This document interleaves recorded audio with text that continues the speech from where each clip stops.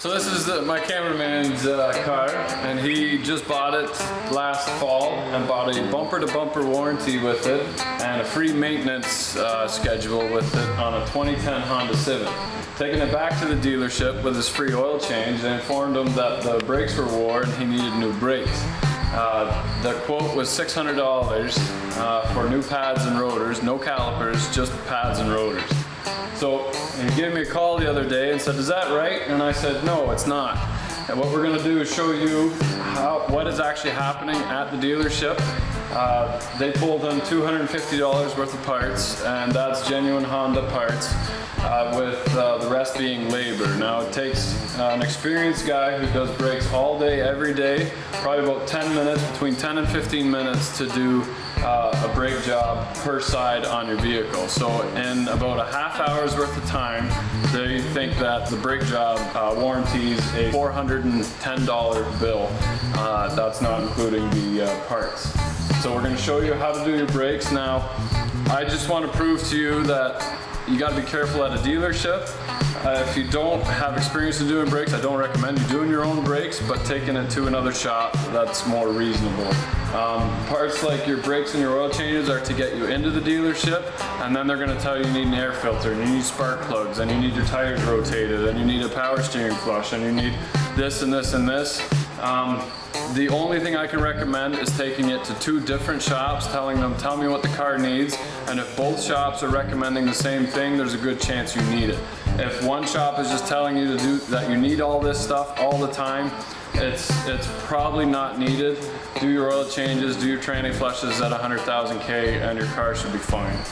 Brakes, and you'll know when your brakes are wore, when you're feeling it in your pedal, when you're hearing odd noises, when it's driving different, when it's pulling one way or another. But just get two quotes, do yourself a favor, because no dealership deserves $450 in 20 minutes.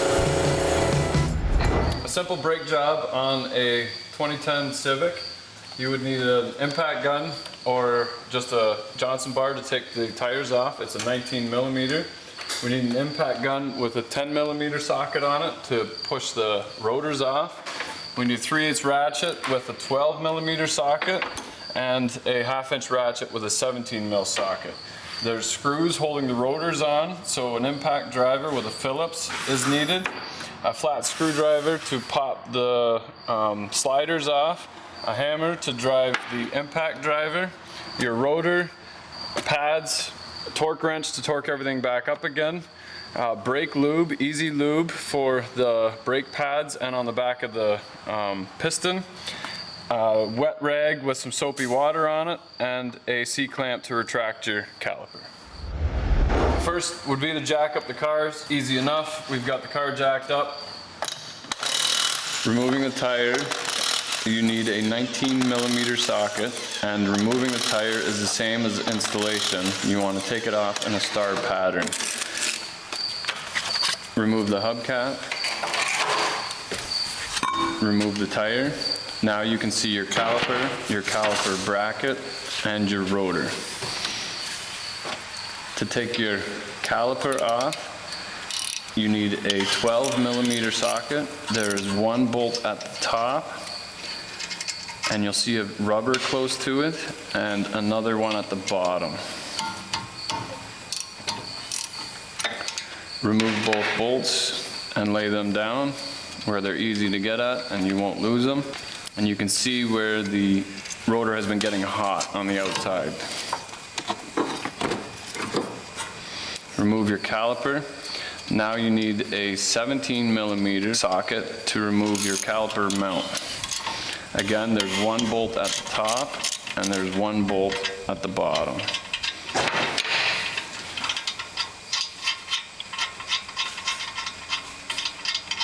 The rotor, you can see the heat marks on the outside, and that is due to the sliders not moving the caliper back and forth freely.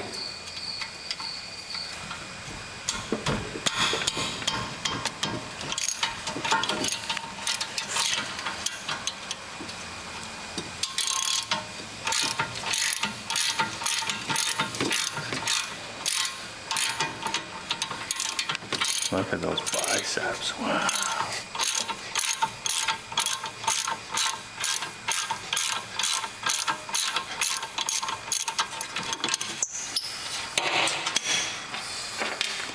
can now remove the caliper bracket with the pads attached to it, and you can remove the pads by just tapping them out.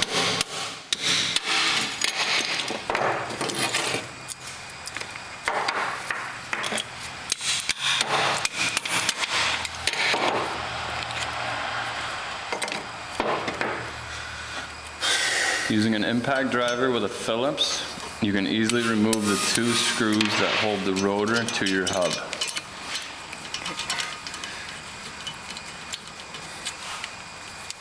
Not all rotors have this, and some rely just on the tire and the rim holding the rotor on. Honda uses 2 bolts to hold the rotor tight.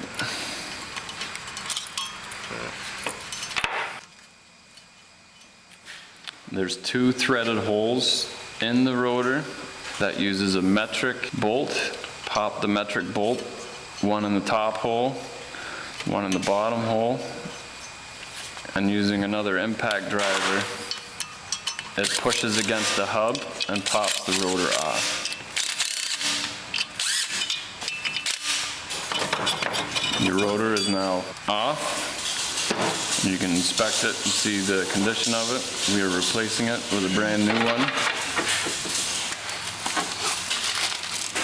Different grades and different prices last different amounts. I generally use a top of the line rotor with medium duty pads. If you use lifetime pads, it usually chews your rotor because the pads have so much metal in them, and that's when they're semi-metallic. Using a rag with soapy water on it, you clean off the residue. The manufacturer puts oil on the rotors to keep them from rusting, and you want to get that off, otherwise it'll squeak. A little bit of lube on the set screws makes them easier to remove next time you need to replace your rotor. Never seize or a drop of oil will also work.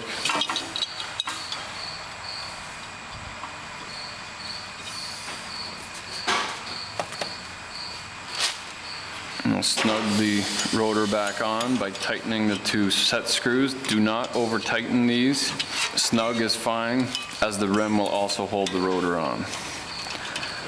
If you hit it, just a light tap to give it that extra little 1/16 of a turn.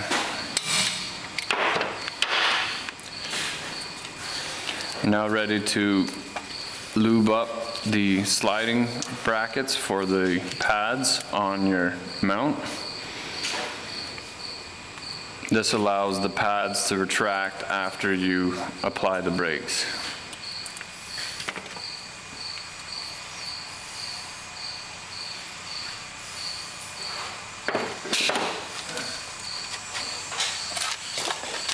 I installed new pads. One pad has a screamer, they call it, and that goes on the caliper side.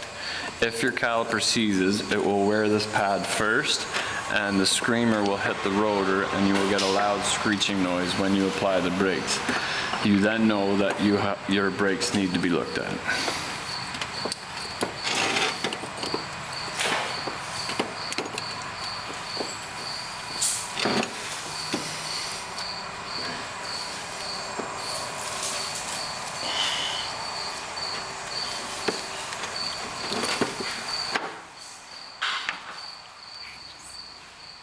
A little bit of lube on the back of the brake pad that makes contact with the piston or your caliper will keep it from screeching when you apply your brakes.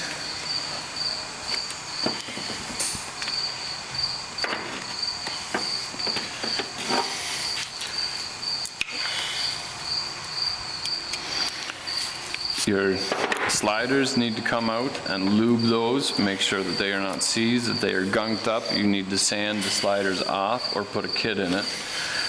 Generally, pulling the sliders out and lubing them is sufficient. You got to make sure that the rubbers go all the way back in again, otherwise contaminants are able to go in and your sliders will seize.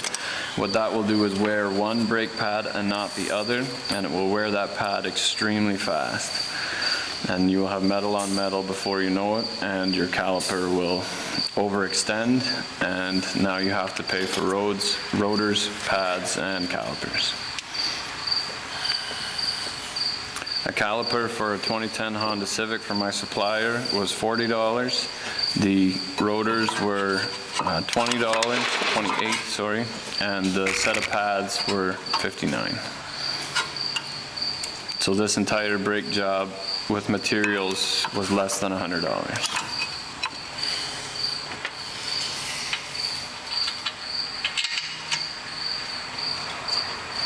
You can now slide your mount back on again with the pads attached, replacing the bolt at the top and the bottom with a 17mm socket.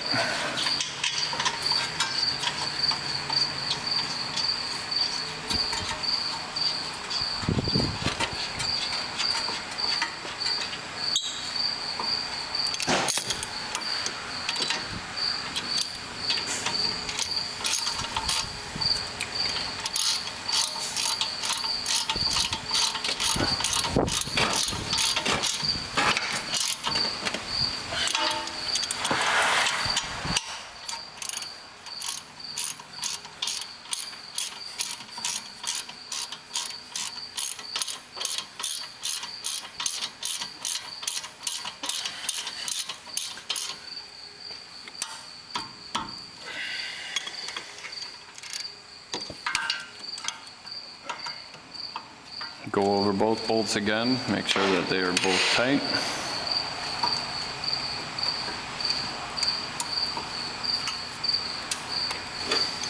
Now we can grab the caliper and retract the piston. Using the old pads to put a straight surface across the entire piston,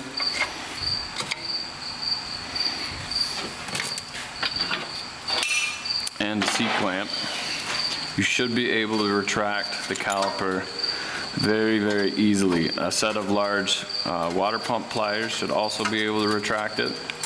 Some calipers use a screw type, and you have to, it's a turning motion that retracts the piston. On this Civic, it's just a square O-ring that tips when you extend the caliper or when you hit the brakes, and that O-ring tips, pulling the caliper back. By overextending your caliper, it goes past the point of return, and that's when your brakes start smoking. You can put the caliper back on again at this point, and replacing the little bolt at the top and the bottom with your 12mm ratchet.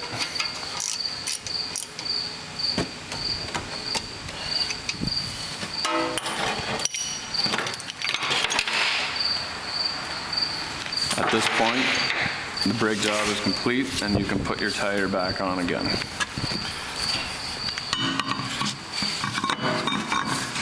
Install the hubcap.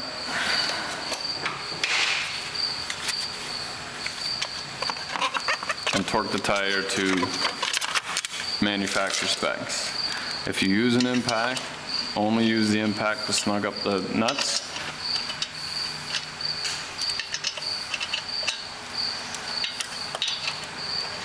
You want to use a star pattern to prevent from warping the rotor and the hub.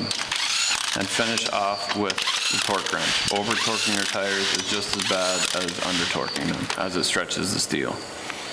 Keep in mind that when you first get in the car, pump your brakes before you even start the car or put it in gear, as your calipers are completely retracted. They need a few pumps of the pedal to bring them the proper distance from the rotor. This is normal. Once your caliper is the right distance away, your pedal should feel hard. That's all there is to it.